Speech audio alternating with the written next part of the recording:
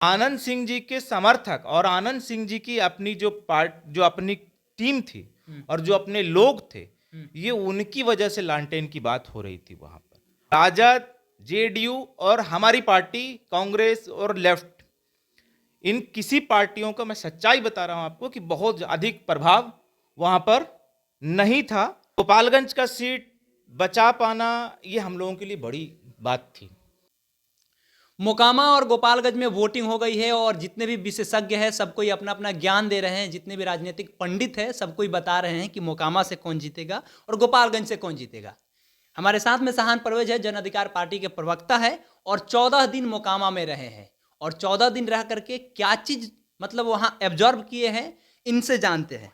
14 दिन रहे, नेताजी का कहना था का कि आपको बोलना नहीं है, मीडिया में आना नहीं है, से शांत रहे और अब जा करके वहाँ का जो चीज़ आकलन किए हैं अब बोल रहे हैं। देखिए, हम लोग तो नेताजी ने हमारे घोषणा किया ही है कि इस चुनाव में, उपचुनाव में हम लोगों ने महागठबंधन का सहयोग किया है। मोकामा से कौन जीतेगा, क्योंकि हॉट सीट था, आप वहाँ पे रहे, क्या ऑब्जर्व किए बताइए। देखिए, मोकामा में बहुत ईमानदारी से मैं आपको बता देता हूँ, क्योंकि मैं एक राजनीतिक पार्टी का प्रवक्ता हूँ और इसलिए मैं शायद ये बात आपसे नहीं कर रहा हूँ। मैंने जो ऑब्जर्व किया है, मैं अपनी ईमानदारी से आपको बयान दे रहा हूँ कि जो पूरा ऑब्जर्वेशन हमारा है, मोकामा की आपने बात की, तो मोकामा पर ना हमारी पार्टी का, ना घटक दलों के किसी दूसरी पार्टी का कोई बहुत अधिक प्रभाव नहीं था। मोकामा की लड़ाई, ये लड़ाई केवल और केवल एक व्यक्ति की थी जिनका नाम आनंद सिंह जी है।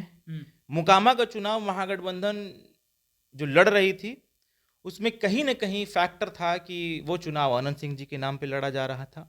कब बात करें, सब कोई जिनका लालटेन लालटेन का बात कर रहा था। लालटेन की बात भी आप कर रहे होंगे, हम ये कहाँ आप कर रहे होंगे, ये और भी कुछ लोग होंगे जो कर रहे होंगे, जिनको दिखाई दे रहा होगा। लालटेन की बात हो कैसे रही है ये आपने नहीं देखा। क्यों हो रही क्योंकि है? लालटेन की बात इसलिए हो रही है क्योंकि लालटेन के जो सिंबल लेकर हैं वो आनंद सिंह जी लेकर थे वहां। तो आनंद सिंह जी के समर्थक और आनंद सिंह जी की अपनी जो अपनी टीम थी और जो अपने लोग थे, ये उनकी वजह से लालटेन की बात हो रही थी वहां पर मैंने आपको इससे एक स्टेप, एक कदम आगे की बात बताई, जो शायद इस बात को कोई नहीं एब्जॉर्ब कर पा रहा होगा।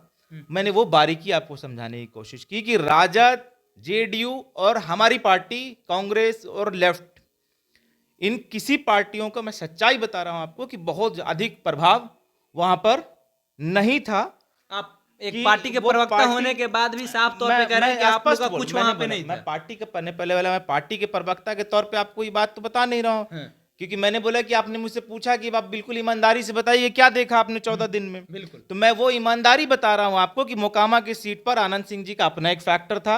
वो लड़ाई आनंद सिंह वर्सेस बीजेपी की हो रही थी, उसमें हम लोग कहीं ना कहीं आनंद सिंह जी को सहयोग करने की भूमिका में थे और हम लोगों ने आनंद सिंह जी को सहयोग किया है, ना कि आनंद सिंह जी ने हम लोगों को सहयोग किया है।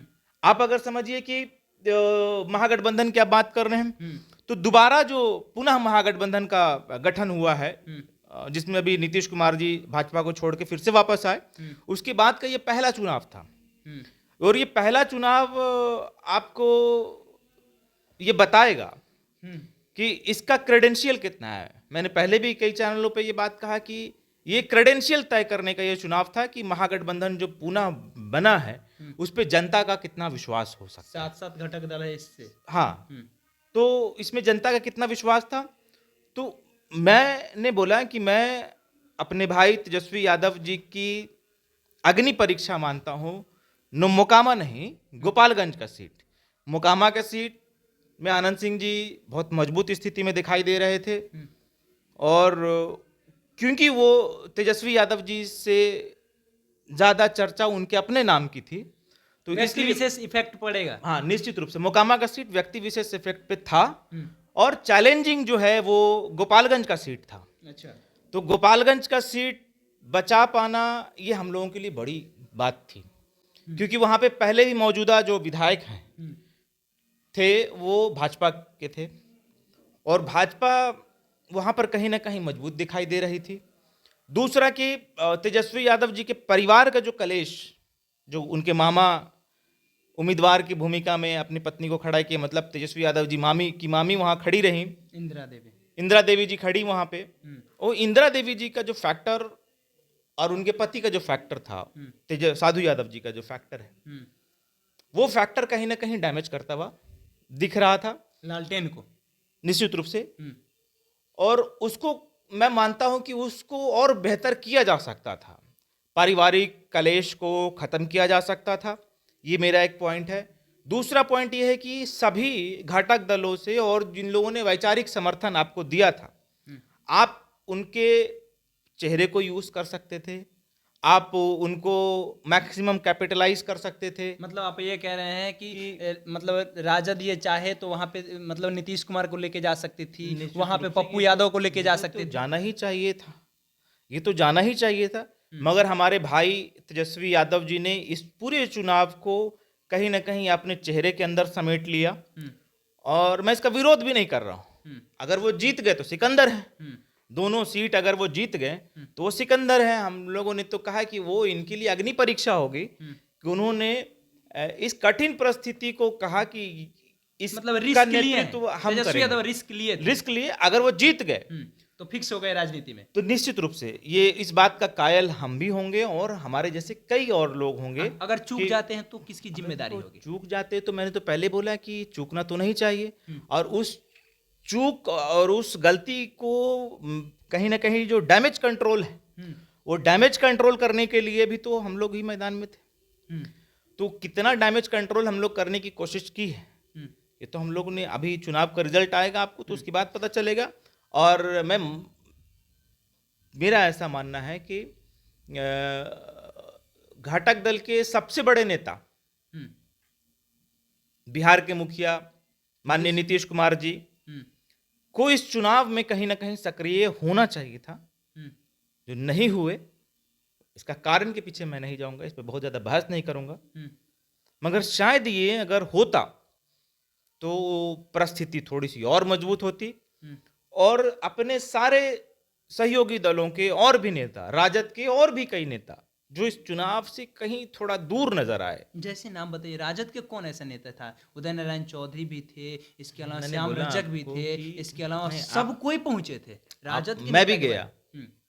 आप फिर हमसे सवाल पूछे कि आप गए तो दिखे क्यों नहीं, आप मीडिया में क्यों नहीं आए। तो मैंने कहा कि वो महत्व जो मिलना चाहिए था, जो दिखना चाहिए था, जो लोग वहां पहुंचे थे, जितनी उनकी आप उपयोग कर सकते थे, शायद आपने उतना नहीं किया। ये पूरे तो चुनाव जान को रहे हैं ना कि हम जीत रहे हैं तो क्यों उपयोग तो करें? मैंने बोला तो फ्री में भाई, मतलब अपना मैंने सब कुछ खत्म कर दे, मैंने सब बोला अस्त्र आपको क्यों कि अगर इस्तेमाल करें? आप जीत रहे हैं तो मैं भी तो आपकी जीत के लिए ही तो मेहनत करके आया हूं। हमारी पार्टी भी चाहती है कि आप जीते। हम्म, हमने तो वन वर्ड में बोला कि हम ये चाहते हैं कि अभी जिस प्रकार के परिवेश है, उस परिवेश में हम आपसी कलेश को दूर कर कर, हमारे नेता माननीय पप्पू यादव जी ने बड़ा हृदय दिखाकर, बड़ा व्यक्तित्व का परिचय देकर ये कहा कि इस चुनाव में हम महागठबंधन का सहयोग करेंगे, क्योंकि हमें इस जो तानाशाह शक्ति है, भाजपा को हराना है। जिससे देश के संविधान को खतरा दिख रहा है, जिससे देश की संस्थाओं को खतरा दिखता है, उसको बचाने की घड़ी है। तो इसमें हम महागठबंधन के साथ हैं और मेरा भी ऐसा मानना है कि महागठबंधन इस दोनों सीट को मजबूती से जीते।